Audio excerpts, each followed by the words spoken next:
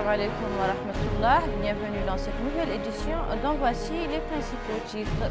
L'opposant Jamil Ould Mansour conduit à la tête du parti Tawassoul. Le président de l'Union pour la démocratie et la réforme préconise une vision prospective pour sortir du sous-développement. Naissance de l'Organisation nationale de la jeunesse du RFD. Bienvenue, Jamil Ould Mansour a été réélu à la tête du parti Tawassoul. Ce parti légalisé en 2008 a tenu ce week-end son deuxième congrès en présence de nombreuses figures venues du monde entier, dont le Tunisien Rachid Ghannouchi, président du parti Ennahda, qui a pris le pouvoir à la ferveur de la révolution dans son pays. Tawassoul fait partie de la coordination de l'opposition démocratique qui réclame le départ militaire du président Mohamed Ould Abdelaziz. Mais pour ce faire, Jamil Ould Mansour préconise une révolution par les urnes. Dans une interview qu'il a accordée à notre chaîne, M. Mansour Ndiaye, secrétaire général de l'Union pour la démocratie et la réforme au Sénégal, s'est prononcé sur son parcours politique, l'actualité dans son pays, avant de préconiser le renouvellement de la classe politique. Mansour Ndiaye, expert en microfinance, a également parlé des impacts du sous-développement en Afrique et de la vision prospective pour relever le défi de la modernisation dans nos pays. Vous avez raison. Je crois qu'au Sénégal, la raison même de ma candidature était le fait qu'il y avait une génération qui, depuis les indépendances, 50 ans aujourd'hui, en 2012, sont toujours là aux commandes dans ce pays. Et je crois que ce que nous avons essayé d'exprimer, c'est qu'il fallait aujourd'hui, après 50 ans d'indépendance, après 50 ans de politique, de tâtonnement, aujourd'hui faire la situation et essayer de projeter nos pays dans une vision prospective de développement. C'est ce que nous avons fait parce qu'avant de lancer ma candidature, nous avons commis 50 experts qui ont travaillé sur ce qu'on appelle la vision prospective pour le Sénégal de 2045. La naissance de l'Organisation nationale de la jeunesse du Rassemblement des forces démocratiques a été faite à l'ouverture à l'ancienne maison de jeunes à Nouakchott du premier congrès des jeunes du dit parti sous le thème « La jeunesse exige le changement ».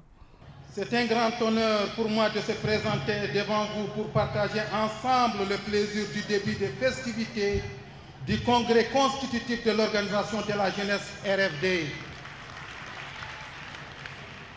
Ce projet grandiose que la jeunesse du parti a lutté pour mettre en exergue afin de créer un cadre jeune organisé qui contribue au militantisme du parti en vue de rationaliser la démocratie réelle et la mise en place d'un état de droit et d'institutions. Des membres de l'initiative de la résurgence du mouvement abolitionniste ont tenu une cérémonie au domicile de leur leader, Biram Ould Abeid, pour rendre hommage à l'âme de deux esclaves, en l'occurrence Souadou Awadan et El-Hassan Ould Ali Awad Naga. Ould a déploré la non-application des lois criminalisant la pratique de l'esclavage. La ministre des Affaires de la Femme, Nina Walat Intalou, dans le gouvernement de l'Azawad, déclare la manière unilatérale que le gouvernement national pour la libération de l'Azawad a constitué une commission spéciale chargée des négociations avec Ansardine et non de signer des protocoles d'accord qui, a-t-elle dit, ne nous engagent pas. Elle a rappelé que la position du MNLA par rapport à Ansardine n'a pas changé, précisant que celui-ci n'a pas répondu favorablement aux conditions du MNLA en ce qui concerne l'application de la charia et des droits de citoyenneté.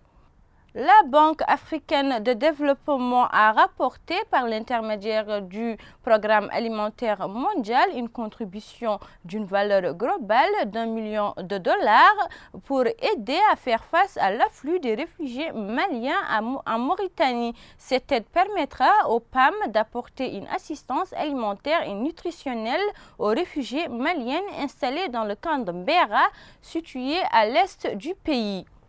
À l'occasion de la deuxième phase du référendum égyptien sur le projet de constitution, 26 millions d'électeurs étaient appelés aux urnes pour se prononcer pour ou contre le texte proposé par le président Mohamed Morsi. Il n'y a pas eu de violence, mais l'opposition dénonce des fraudes et irrégularités. Les résultats officiels ne seront pas connus avant ce lundi. Cependant, plusieurs chiffres sont déjà avancés dans les médias égyptiens. C'était tout pour l'actualité d'aujourd'hui. Le rappel des titres. L'opposant Jamiloul Mansour reconduit à la tête du parti Tawassoul. Le président de l'Union pour la démocratie et la réforme préconise une vision prospective pour sortir du sous-développement, naissance de l'Organisation nationale de la jeunesse du RFD. Merci de votre attention. Rendez-vous dans nos prochaines éditions.